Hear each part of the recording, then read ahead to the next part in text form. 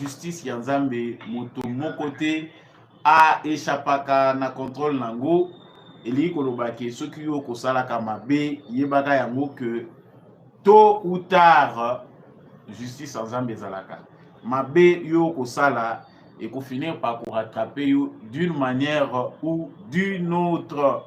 Vous êtes en direct sur GCAM Télévision, vous êtes déjà en ligne. Partagez les lives s'il vous plaît. Koti Sabaninga o nanuba kotite Kabola live na groupe. Je suis en direct comme d'habitude. Partagez vraiment les lives s'il vous plaît. Samba Olonga est avec vous en direct de la ville-province de Kinshasa pour partager avec vous l'actualité. Large partage, like surtout, likez si vous n'êtes pas encore abonné à cette chaîne. Veuillez le faire s'il vous plaît. À la une de notre actualité, le ministre ougandais des Finances, M. Ramadan Gbagbo, affirme que son gouvernement a déjà versé 195 millions de dollars américains à la République démocratique du Congo sur un montant de 325 millions. Mbongo oyo ya nyongo ya Uganda oyo bazali ko devoir na biso Congo basi bafuti une grande partie, on dirait déjà que c'est plus de la moitié, 195 millions. Ezokende wapi? Gouvernement congolais akoki koyebisa ba victime ya ba afre ya ba guerre wana mbongo ekeyi wapi, mbongo wana ezali kosalema ndenge nini? Tokolobela ngo na kati émission oyo. Toujours parlant de l'Ouganda, le ministre de l'information et de la communication ba propos na ye tenu sur les plateaux de la télévision française TV5 Monde. Ezali ko continuer ko ça la sensation. Le gouvernement congolais continuera-t-il à cacher l'Ouganda ou ils vont condamner l'Ouganda dans son agression qui est égale à celle de la République du Rwanda? Sangwami Balé, MONUSCO a maintenu jusqu'au départ des troupes rwandaises. Pour le moment, les conditions ne sont pas favorables au retrait de la MONUSCO. C'est ce que déclare la ministre congolaise des Affaires étrangères, Madame Thérèse Kaikwamba. MONUSCO a kobima Congo, noki MONUSCO a kobima Sikawa te, ezali likambo ya ba condition. Donc MONUSCO azali kovanda. Tokolo belango sika awa. Nous allons parler aussi de ces dossiers de Jules Alingeti. Dossier où ils ont la sensation mingi. Makambo yaba finance publique ya RDC, contrôle yaba finance ezali ko poser toujours problème. Jules Alingeti azali invité na procureur général près la Cour des comptes. Ba inspecteur na ye bandeko mususu bazali komona ke azali na qualité te ya kobengisa Jules Alingeti. Pourquoi l'IGF ne doit pas être contrôlé? Pour na nini procureur près ya Cour des comptes asengeli kobengisa IGF, la responsable ya IGF na Jekamine? Qu'est-ce qui est à la base? Est-ce que l'IGF est pour la contrôler? Qui contrôle l'IGF?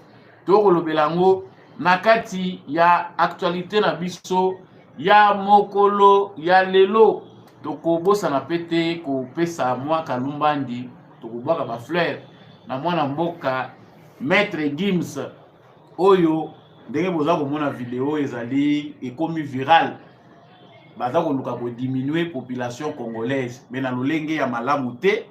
Bill Gates aurait invité Maître Gims pour convaincre les Congolais, biso ba Congolais, tous se faire vacciner en masse contre la polio. Est-ce qu'il s'agit d'un vaccin ou c'est un complot contre la République démocratique du Congo, contre la population de la République démocratique du Congo? J'ai choisi pour vous de vous parler de cette vidéo devenue virale. Donc, on voit que l'Andeko Gims ba fleur, mais tu peux interpeller le gouvernement na biso potoye ba est-ce que tu allez sécuriser toté sur le plan sanitaire? Walande ko zala penda suka information na biso, mais parenthèse ezali awa bandeko batuni ngai coordonnateur ya cellule présidentielle pour le changement de mentalité. Bureau na yezala wapi? Asala ka nini? Musala na ye consistaka vraiment na kosala nini? Samba Olonga za direct pona ko pesa ba commentaire pe analyse ya basango oyo tokolobela sika sika awa yo muto uti ko rejoindre biso na tombeli bino boye malamu bino nyonso bozali en direct. veuillez partager les lives s'il vous plaît, partagez les lives dans vos groupes. Bozala ebele à commenter, n'oubliez pas de liker si vous êtes en direct.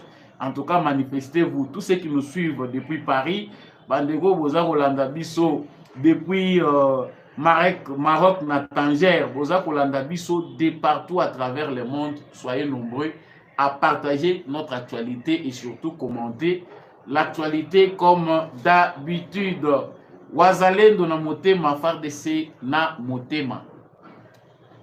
Je venais de dire là tout à l'heure que ministre Yaouganda, le ministre ougandais des affaires qui concernent la finance, monsieur Ramadan Bobi, GG Landaniawa, et on a zolandé la carte dossier, on a l'oublié, Zabangwandi, Tobangwaka, pour Bobo, Oyo, et Kotaraming et Panabiso et pas Bangwandi, mais ministre ya Ouganda, ya finance, y a pas à monsieur Ramadan Gogbi.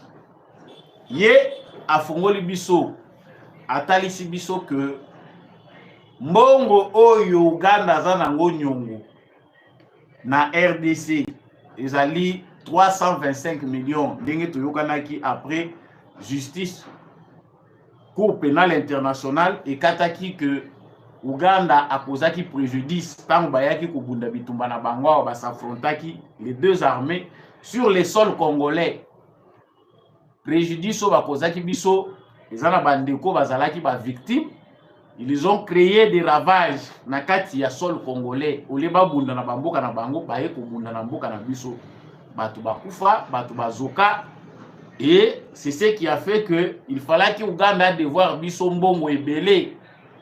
Mais sur base ya diplomatie na masolo ya kimia ndenge za la contre bamboka, ils se sont convenus sous l'ère Félix Tshisekedi que il faut Uganda appeler sa biso montant à 325 millions de dollars.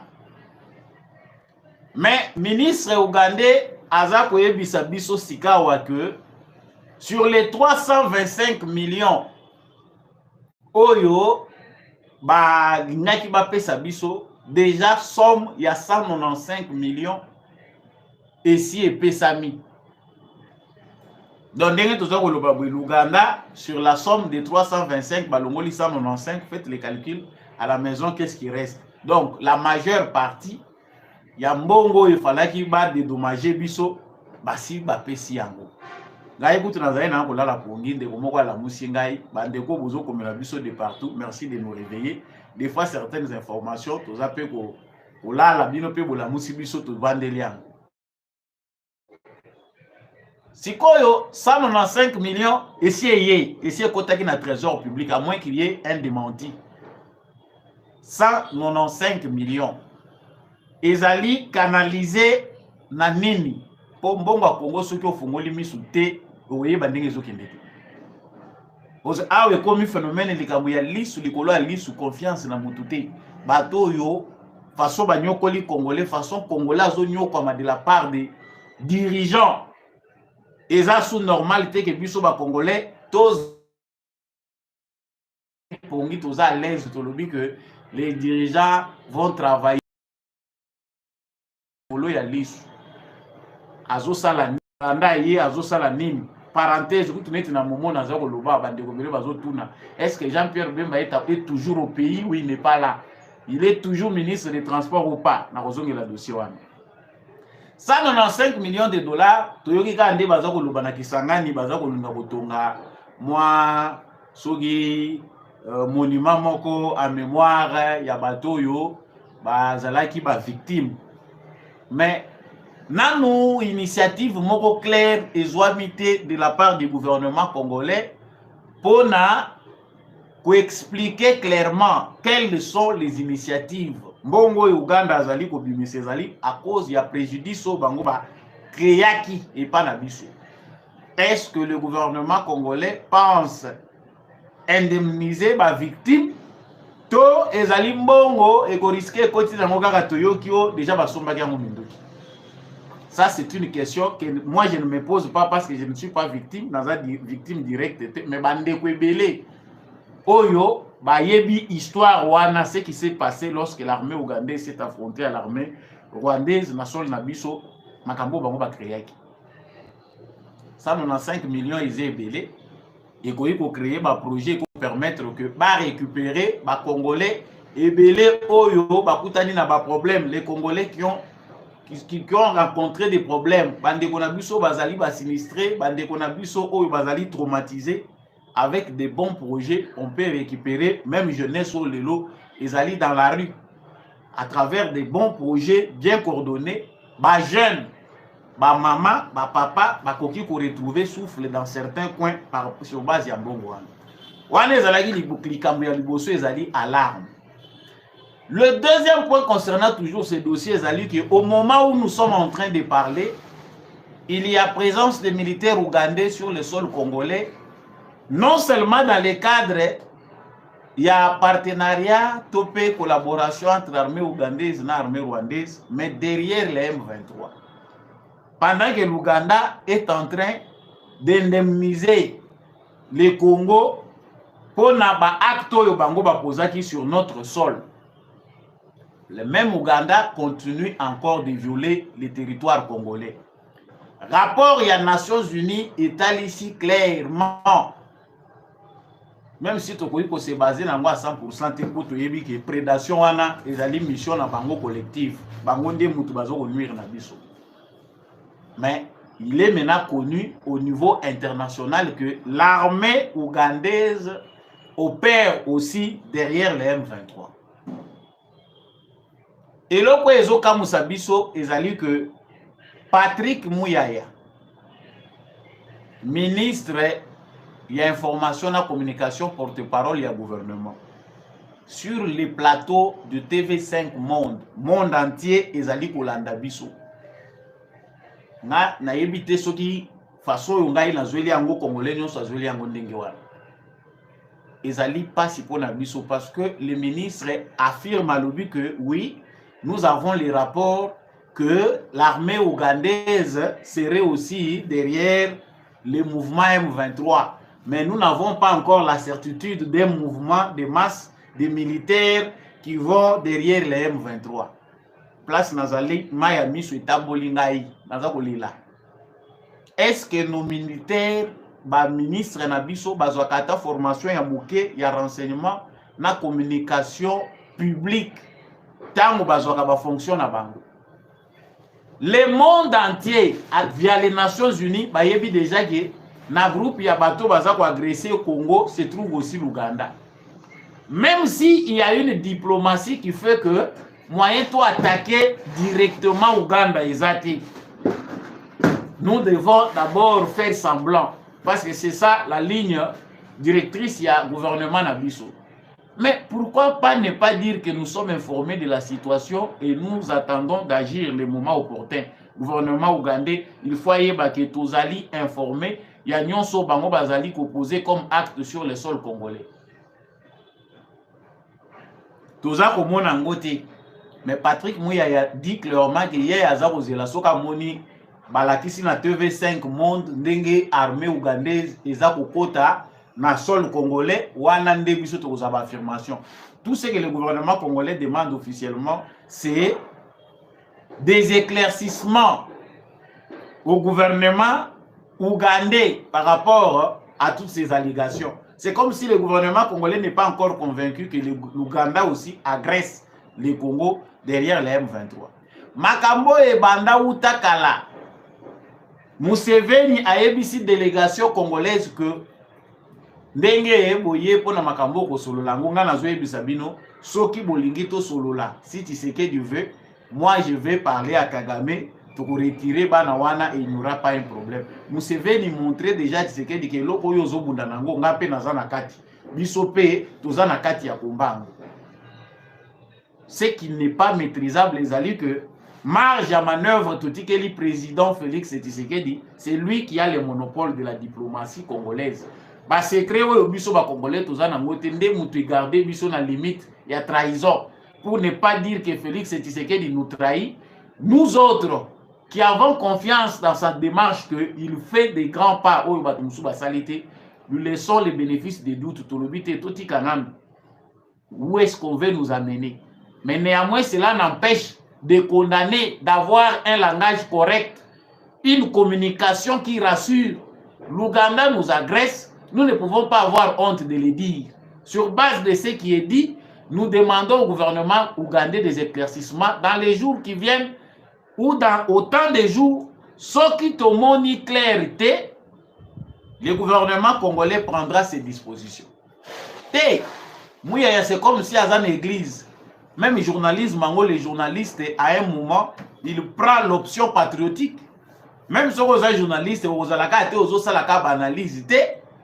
Tant que les agressés, ils sont citoyens en Boka Wana, y compris les journalistes, y compris tout le monde, nous prenons position pour notre pays. Comme la plateau TV5, vous avez l'analyse. Nous avons un problème avec notre gouvernement. Nous avons un problème sérieux avec la qualité de nos hommes politiques. Dans un pays sérieux, il doit démissionner. Parce que comme s'il n'est pas préparé à s'informer dans Makamusu. Au lieu d'éviter, il faut éviter que le ministre n'a pas de balbutier. C'est-à-dire, le contraire, c'était une honte pour nous sur le plateau de TV5 Monde. Et ça, le biso moko, tous allez pour accuser, pour agresser, biso moko, tous allez battre la bamususu. Non, soyez corrects dans notre langage. Sous d'autres cieux, ministre l'Ouganda qui continue à nous agresser, qui paye, et qui continue à nous agresser, ne mérite pas tout chérir, garder. Les Congolais qui comprennent savent que Tozali n'a impasse. Impasse pourquoi? Parce que situation d'Engezali qui se présenter, si notre gouvernement n'est pas clair, c'est-à-dire il y a impasse, les Congolais doivent être debout. Dans la situation à Boye, ce que Boye qui n'a pas besoin communiquer, au moins il y mais flou éthiquement, Mboka est menacé. Il faut que les Congolais soient debout. Le pays est menacé, mais sérieusement, l'impasse se présente. Et au niveau où nous sommes arrivés, mieux vaut être clair. Le gouvernement congolais n'est pas capable de certaines choses. Le peuple congolais doit s'assumer aussi, savoir se prendre en charge. Parce qu'ils ont une arme, ils sont capables de réduire en ayant volonté à peuple. Si le peuple est debout, l'avion de chasse est pour bombarder Bissou. Pendant ce même temps, nous avons un autre complot qui se dessine, qui s'est déjà dessiné Bandakala, mais Bissou Toyebagi na Bissou Tobele Lakipe, mais piège en haut et se refermer car les colons na Bissou. Enfin, le gouvernement congolais admet que la MONUSCO ne va pas partir. La MONUSCO sera maintenue jusqu'au départ des troupes rwandaises. Pour le moment, les conditions ne sont pas favorables au retrait de la MONUSCO. Wana ministre des Affaires étrangères, il y a RDC, nous avons combattu. Toulouba qui déjà très bien que Monsieur le Président de la République, décision aujourd'hui pour que MONUSCO ait échoué dans le mandat na Bango. La plus grande mission, il y a Nations Unies dans le monde, et à Congo. Et pendant 20 ans, plus de 20 ans, ils n'ont rien fait. Basali et l'autre mon côté Oyo, et la Kisabiso que les Nations Unies ont besoin de politique à Kimia na Congo. Devons-nous continuer à garder cette mission? Tshisekedi a lobby non. Énergie Tshisekedi Félix Ayaki Nangoy Angouane. Mais total ça qui que bateau yo baza kota la chômage ya ba fonctionnaire na bango. Na système na bango ba imposer na biso. Les Congo est un état sous tutelle. Au moins des faits. Même si on va reconnaître en côté boyé dans les droits, mais des faits, nous sommes un pays sous tutelle. Oyo balingi kotika bisoti. Tshisekedi abundi na bango Nations Unies, tolingi Nations Unies akende, Nations Unies akende. Tout le monde bien année oyo ndenge processus à retrait déjà yantamaki. Babandi déjà ko se retirer dans certains points au contingent ya ba chinois etike biso bibundeli na bango. Au base tel e bandi ko céder batike ya mona maboko ya FARDC. Kaka lokola par enchantement, Kodeko, o Zaïre, o M23, o nini ADF, ba mouvement nyonso yo terroriste et la muki lokola par magie. Kaka po MONUSCO alinga kende. lokola tolobi ke Nations Unies faut bokende tozo monate il faut biso moko to s'assumer to koluka ndenge nini to koyi ko collaborer na région pour que la force des Nations Unies soit remplacée. Babandi nanu na ko compliquer biso pendant 2 ans. Le gouvernement congolais n'est pas arrivé à avoir une précision, une certitude sur le départ définitif de la MONUSCO. Toujours la évolution sur le terrain, amplifier la situation. Ce qui se passe aujourd'hui, c'est bien calculé, planifié. Tu sais que au moment où nous parlons, ça semble être clair et vrai que la raison basali qu'on présenter officiellement est vrai parce que ceux qui totali koto yo ADF na Ituri, totali koto yo Kodeko, toye koto yo M23, toye koto yo nyonso tokoloba. Nous nous rendons compte que ils ont pleinement raison de dire que au nom du principe qui nous régit tous, on ne peut pas laisser la RDC dans cette situation et le gouvernement congolais n'a pas d'autre raison pour dire non. MONUSCO Kendekak. Wanande kozala kao moko général. Donc, le complot international qui visait à prolonger le mandat de la MONUSCO, il réussit, et donc, toujours au la logique, et dans le mouvement, nous sommes toujours au Tangawa, basé na lien na système des Nations Unies. États-Unis, Nations Unies, Union Européenne, bayebi ba mouvement où on a responsable nango. C'est-à-dire que manœuvre, c'est une aventure. Tant que biso kanisa keto se débarrasser na bango to banda makamuna biso, bango baza ko utiliser ba mouvement wana. Pendant 20 ans, ba fonctionnaires à Nations Unies, ba komi ba commerçants sur notre sol, bazali ko collaborer na ba mouvement terroriste. Ba yebisa biso mission nini ya ONU o réussir. Tozali na opération moko euti ko leka wa soki Springbok balancer ango MONUSCO na FARDC. Est-ce qu'on peut nous donner les rapports? Il y a opération wana ou FARDC salaki na MONUSCO, résultat na moezani rien. C'est-à-dire bazana kati ya ko distraire biso, bazana kati ya ko mema biso na aventure. La RDC est condamnée au système des Nations Unies. C'est-à-dire c'est une prise en otage. Le peuple congolais s'est levé, je pense, en 2022 ou 2021. Ce qui mémoire n'a pas. Pour la Koloba, non, MONUSCO il faut kende. Nous avons perdu plus de 30 citoyens congolais. Paix à leurs âmes. Ba compatriotes Nabiso, ba koufi, pas assassinés par les rebelles, mais tués par les militaires des Nations Unies, les policiers des Nations Unies. Ba bomi bango. C'est les Congolais qui pensent que dans le moment où ndenge biso nyonso totie Tshisekedi na monoko na biso qu'il a un bâton magique. Partagez les lives s'il vous plaît, ceux qui sont en direct. Quelque part, nous devons comprendre que Nekonabiso Azamutu Azapé limité. Le Congo a des réalités qui nécessitent l'action d'un peuple mature. Le peuple congolais, ceux qui sont au Vanda Totali, Tshisekedi, Tolobi, que Tshisekedi va faire de tous ces notre Dieu, tout comme il pose sa bande de Konanga. Biso tout ça peut analyser la situation, tout ça comme la situation à un moment. Et ça peut paraître complexe, mais les Congolais n'ont pas compris que la balle est dans leur camp. Tout se joue entre les Congolais eux-mêmes et leur destin. Même Dieu qui nous a créés, c'est qu'à un moment, il faut que Munanga a l'effort. Voilà maintenant ce qui se passe.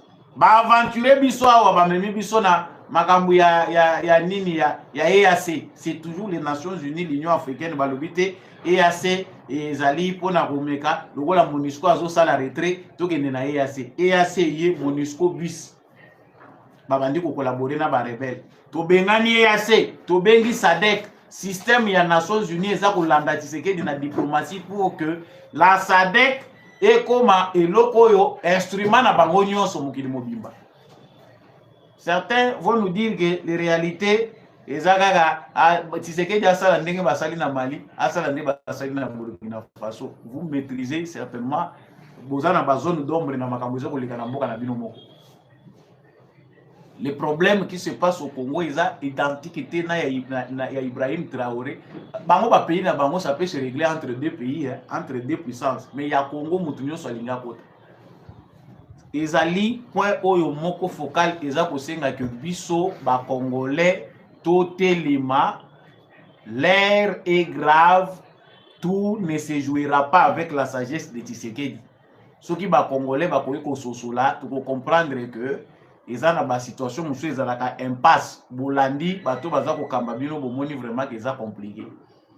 Les conditions ne sont pas favorables au retrait de la MONUSCO. Maintenant, nous avons la MONUSCO sur notre sol, nous avons la SADC sur notre sol, notre armée est là. Mais nous sommes incapables, c'est-à-dire les Rwanda, si un tout petit peu l'Ouganda et leur milice, leur mouvement terroriste M23, baza plus fort que les Nations Unies, bazali plus fort que l'armée congolaise. Absurde, pourquoi faut expliquer à mon ami à comprendre. Si ce n'est pas un complot, tu peux bien comprendre. Chers compatriotes, ya biso ezali kolobana bino. O etikali congolais ye moko ayebi nini kosala pona ko sauver mboka na ye. Congolais ye moko akoki ko maîtriser ngo malamu. Et je peux même renchérir plus loin pona koloba parce que nous n'avons pas le temps de penser à venir. On nous a affamés pour que nos réflexions se limitent à nos ventres. Place ma bombe na biso ezako suka. Place pe ma yele na biso evandeli. Quand on va faire un sondage, on va faire un calcul. Je viens de lire ici sur Jeune Afrique. Balobi, il y aura plus de Congolais que d'Américains sur la planète en 2100. La population mondiale augmente. Vitesse au mokilezo au kendele. Congolais, tito comme en 2100, à koleka américain et belé. Pour biso penda tondimi charge à kobote zanango ya biso. Mais ordre. Nini oyo biso tozoko tikila na bana bazoko bota ma désordre ya ba makangu ya ofele ya nyonso tozoko bota na biso c'est pas il faut peupler le Congo mais à venir je reviens ça tant nazoko lobela je reviens sur ça tant nazoko lobela likambo ya Gims tozoko zongela ngo mais il y a un dossier oyo ezako tenir nga na cœur je n'en ai pas parlé hier ezali dossier oyo ezali opposé IGF na procureur général près à Cour des comptes. Il y a un problème sérieux, il y a gestion de la finance publique dans la RDC. Les politiciens congolais confondent les finances publiques avec leurs poches. Nous avons vraiment tendance à comprendre qu'ils ont un problème à gérer la finance publique. Les Congolais qui veulent diriger, qui s'appellent élite, qui s'appellent leader, basant la notion de mon côté, il y a malamu ndenge nini ko gérer loko ezali bien public na ne pas intérioriser à moto. Nous avons beaucoup acclamé to beteli Jules Alingeti Maboko, un peu comme on a fait avec Nicolas Kazadi. Mais lelo tomoni IGF est commis sous le feu des projecteurs et c'est un complot pour déstabiliser le travail fait ou abattu par Jules Alingeti ou c'est réellement la vérité. Tout commence tant que le procureur général Azali pour manifester désir naé à auditer IGF. Dossier oya telemeli nanu ya liboso abandeli dossier naé ezali ya koyeba. IGF bazali na mandat, baza ba inspecteur ya financier à République. Bango mutu baza kotaye la misolognon sur la République, que ça soit dans les entreprises publiques, que ça soit dans les ministères, que ça soit dans le gouvernorat na biso.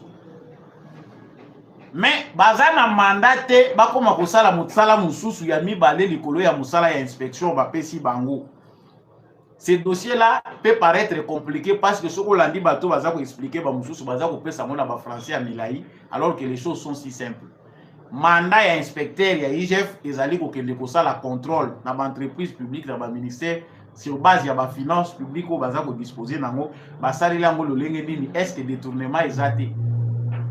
Mais bandeko ya IGF bakeyi ko contracter contrat ya ko consultaka Jekamine. C'est-à-dire Jekamine na gestion na ye azaka na besoin ya ba consultant bato yo bakoki koyaka ko consulter kotala donc regard moko extérieur. Mais les inspecteurs de l'IGF qui sont censés inspecter pour na kotala finance eza gérer ndenge nini bazui cop wana. Note Jekamine mute proposa ki biso. Bakomi kokende kosala musala ya ki consultant na Jekamine. To monaki rapport ya musala o IGF akendaki ya inspection na Jekamine ezaki rapport moko dou. Musala ezosala makitoko en tout cas bakabweza bien Jekamine makabweza ko progresser. toyeba kite que complaisance déjà bandi kokota malembe malembe parce que balongwe déjà na cadre ya musala na bango. Comment voulez-vous que ceux qui contrôlent, ceux qui ont la charge de contrôler, bakota lisusu na musala ya kobanda ko collaborer na entreprise wana pona kozala gestion nango na amélioration nango. Ça n'a pas de cadre légal. Et ça t'est. Mais tant que procureur prêt, il y a cour des comptes. Ça, je mets encore entre guillemets, compétence ou pas. Mais je ne pense pas que le procureur prêt à cour des comptes à cause de l'initiative ou sans que le président de la République aille. Sensation, ils ont déjà ma casse l'angabou ya bandeko bazali na niveau ya IGF. Non, cour des comptes a auditer bisoté. C'est le président de la République. Le président de la République a auditer bino IGF structure. C'est à travers les moyens de l'État, à travers ma structure, il y a l'État où il y a pour utiliser pour contrôler. Tomituna question oyo bandeko belé ba mituna ngo. Qui contrôle l'IGF? IGF a contrôler bandinga, mais nani a contrôlé la IGF? Aujourd'hui, nous sommes devant un fait accompli. Bandeko ba congolais, tant que vous avez un sujet à Boïsefour, vous posez la question. Vous voulez que Tshisekedi s'améliore, vous voulez que Tshisekedi fasse tout ce que vous voulez. Tshisekedi va sérieusement travailler avec qui? Nani pendant les lois pour travailler na Tshisekedi peut yoka makele l'été. Tous les Congolais qui travaillent avec Tshisekedi, attends beteli bango maboko na suka nango ezakaka oto yebi wana. Bako kende to beteli bango na suka nango to yebi ndenge nini to kosukela. Tshisekedi va finalement travailler avec qui? Tolobeli makambo IGF wana ba régie financière, ba fausse déclaration, les régies financières eza lelo baza ko vimba, bozo ko tali na bato baza ko travailler par l'état. Eza lokola bato lokola baza na DGIT na DGDA. Bolimbi sanga bandeko ba musu ba ko kanisa ke nazo kota na ba dossier na bino te. Toyebi ka indirectement ba mbongo na bino mususu ya ko kwela kabiso. Mais nous voulons ici du lait, ceux qui mille kezali, il faut ezala pona ba congolais nyonso. Nous ne pouvons pas vivre dans un pays riche et que les autres soient extrêmement pauvres, la majorité soit pauvre. DGI, DGDR, IGF, tout rapport à Mabé, tout semble bien aller. Mais la déclaration à Mabé, les places de l'État congolais, il faut avoir 1 million, 2 millions. L'État congolais a se retrouvé dans 50 000 $, 100 000, 200 000 $ pour qu'un individu soit payé 100 000 $. Mais IGF est vendu. Ça nous montre les limites où tous en avons un contrôle de la finance publique. Tant que tous en avons une réforme sénégalaise, tant que tous en avons awa na niveau ya muibu ekomi awa, il faut bisonyo sotote le melalikambo. La réforme nécessaire est obligatoire. La structure est chargée de contrôle, il faut la réformer, revue. Ngai ko tuna komi na likanisi ya kopesa que si le président Félix Tshisekedi a moni ke mayele suki azoko ka travailler na ba congolais te na cadre ya contrôle ya ba finance publique to louer libanda to ndima to za la coloniser na secteur ya contrôle ya finance ba yaka to futa ka bango po congolais zo mayele ça c'est compréhensible te. Mbongo ezo circuler na Congo na niveau moko oyo mutu akoko linga ko sala ba faire te, il préfère faire la politique parce que là-bas l'argent coule à flot. Il y a possibilité là que ne kozwa 1 million ba pesio ngo boya en espèce. J'ai parlé d'un dossier au biso sur tout le beli bande ko belé pe basi ba lobeli am. Président à l'intérim ya Sénat azo ke ne ko retirer mbongo. Même ceux qui sont na bango ya fonds social, fonds spécial ya Sénat, bazo pesa mutu en espèces 750 000 $. Ata le dia ko futa bato na maboko procédure wana kwa ni cause la bancaire. On comprend que le vol est planifié, ils veulent que ezalaka ndenge wana. Tant bazo kota na ba institution, l'objectif n'est pas de réformer. Bazana tenter à réfléchir ndenge biso tozali banda toujours réfléchir pour que ça s'améliore. Le président Tshisekedi dit que pour la nini c'est parce que le peuple congolais confiance à Pesiango Mutumususute, à Pesiango Ndena Tshisekedi. Peu importe ce qu'est notre constitution, les Congolais veulent tout et la manzila Tshisekedi. Parce que mais si Tshisekedi aussi pense que la démocratie très tôt, au Pesabato démocratie, nous allons perdre beaucoup de temps. Les réformes que nous attendons ici, ceux qui Tshisekedi a pesé te na poids na yenyonso, ta ekoleka nango inutilement. Tout si tolekisi ta pour composer gouvernement. To kolekisa lisusu ta ebele, ils n'auront pas à prendre ces initiatives. Ba yebi kezo kende na sens ya enrichissement na bango te. bango eloko ezo coûter bango ezo compter pour na bango bazwa kalar na bango bazwi mbongo na bango esili oyoki kuna ozo kotala kuna na kati ya parlement oyoki Chilumba yazotala meka makambo ya ba passeport diplomatique est-ce que a Chilumba pardon na loba Chilumba ya bato Chilumba aza na agenda ya UDPS ya politique socialiste oyo Etienne Tshisekedi abundelaki oyo ba jeune belé à toutes les générations va se sacrifier ezali ya kotia priorité na santé ya ba parlementaire. Non. Comprenne qui veut, chers téléspectateurs, Congolais, aza ko mériter qualité à ba dirigeant ou baza ko diriger. Inutile, nous sommes déjà habitués. S'il y a des gens qui pensent que Tshisekedi, nous ne faisons pas pression. Tshisekedi est des fois limité, est aza individu. À tous les niveaux, Congolais aza na mauvaise foi moko, ko imaginer. Les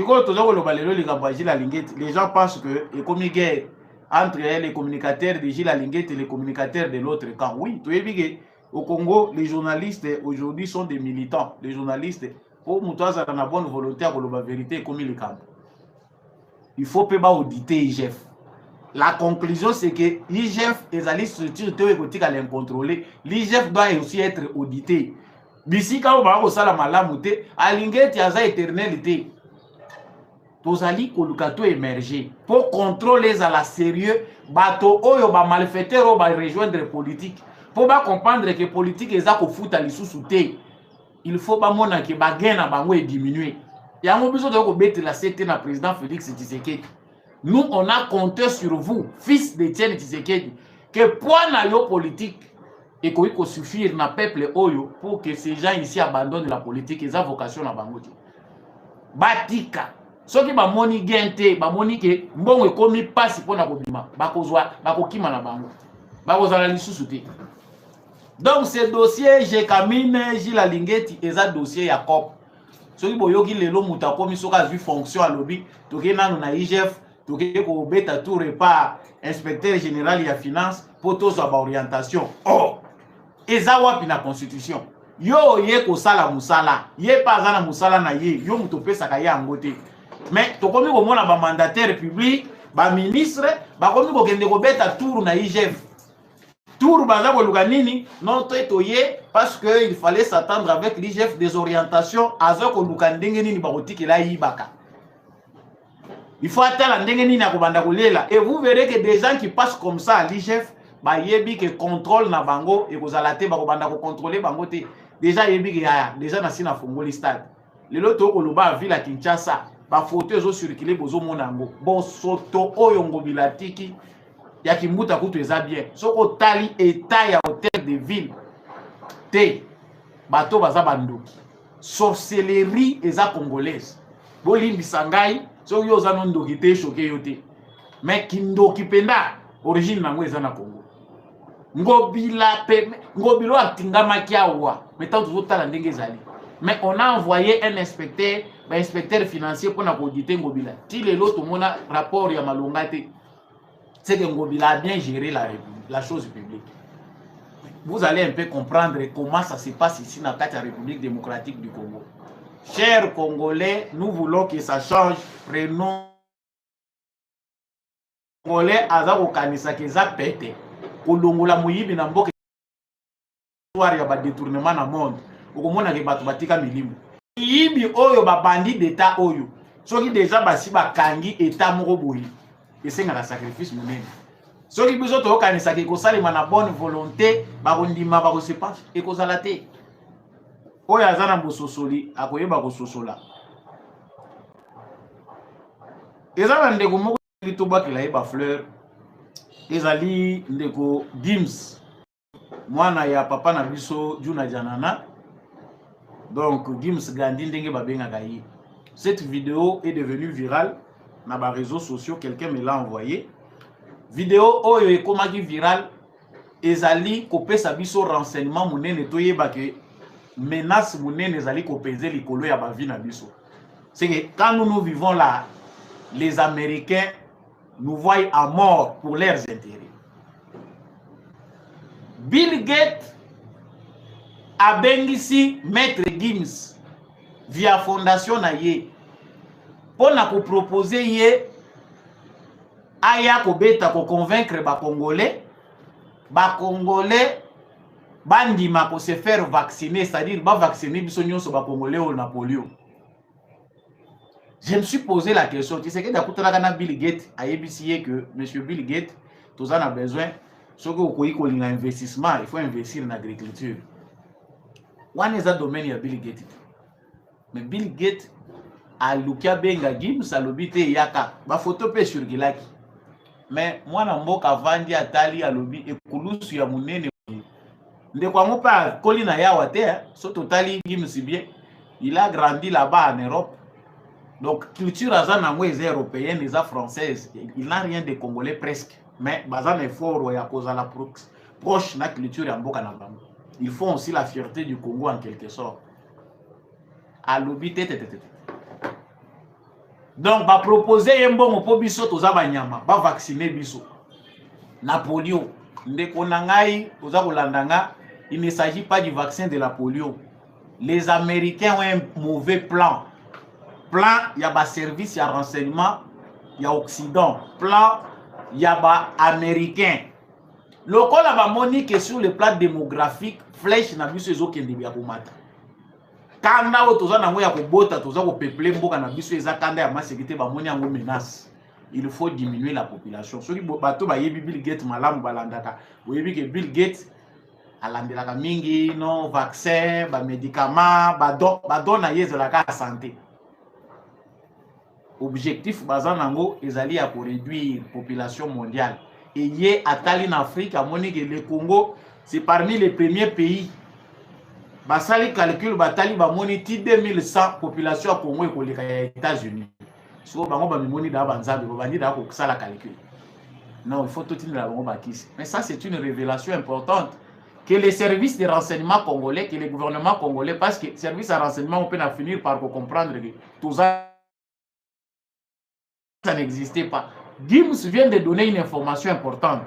Il y a menace les a opposés du colo ya. Donc, le vaccin, oui, je ne suis pas dans le secteur de santé, mais ce qu'on continue à l'hôpital, le nombre de basi na césarienne. Ce qu'on tali na jeune couple, nombre de problèmes, il y a stérilité, où ils ont se poser, je me dis quand même qu'il y a quelque chose derrière. Et c'est là où mon côté, tout le monde fait mon hasard. Isolé. Il y a un complot là derrière. Bakaya ba complication ma bota soki botali yango bien économique augmenter na société na biso. Ce qui n'était pas normal biso tu dis que ndenge toza kokola wa ba mama na biso ba ancêtre na biso ko bota eza nango normal okeir pas aboti na ye bakaya complication ce sont des cas rares mais lelo kende bakaya belé komika yango wana. Le gouvernement congolais à travers le ministère de la santé na recherche scientifique, information ya maître Gims, il faut ezala bien étudier. Quel type de vaccin ou bakokotsa na Congo bino bondimi ba beta bana na biso. Yango tozomona ba Congolais ba koyemba faiblard. Er moko bolimbisa ngai po soko tali bien na mono ndire mayele na biso komi petriqué. Makambo to mono eza sous normalité. Soko tali Congolais malili oyo, c'est quelque part on dirait ba tungoli biso to ba beti biso ba vaccin moko on dirait totalaka ba observateur. Chose qui n'est pas normale. Batoyo bazali na complot moko ya extermination de masse. Ba complot ya jaro yo da histoire eza ebele. Les démons comme les Bill Gates baza ba démons moko bazalaka baza entêté makasi. Donc lui a ses milliards, mais c'est les milliards. Il ne les met pas au service de l'humanité pour les biens, mais aza ko tchango pour exterminer les gens au profit d'un agenda secret. Biso to beleli. Oka oh fièvre, paso to zo loba ozo yoka baza bango bazo déclarer. O mes azo déclarer ba épidémie mususu na Congo ezo bakisama. Pendant que nous parlons problème et la situation à l'est du Congo, pendant que nous cherchons à mettre fin à la faim, nous allons qui na Congo et nous parle d'autres virus. Ba virus moko baza ko tangilanga. Oui yé, ezo senga o mes à intervenir.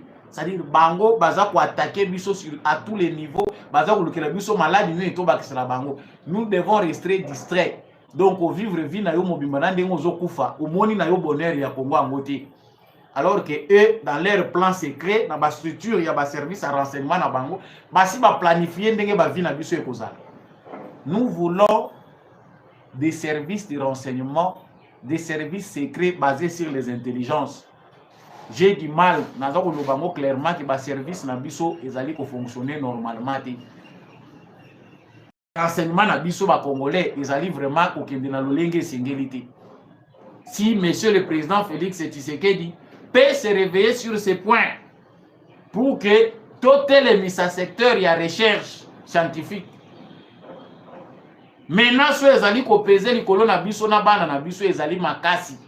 Bokomona bana musuba ko bana kobota mana ba handicap mental, boza ko yeba te handicap e wuti wapi parce que nous consommons tout.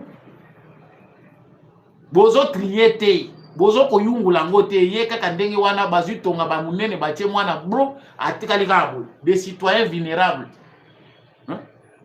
Intelligence c'est comme ko diminuer comme en dessous de la moyenne. Ah, ils ont la façon pour illustrer, mais c'est que nous devons savoir que les plans qu'elle vient de dénoncer, les complots, où il a mis à travers vidéo, il y a Maître Gims, il faut bisognon surtout les Melayango.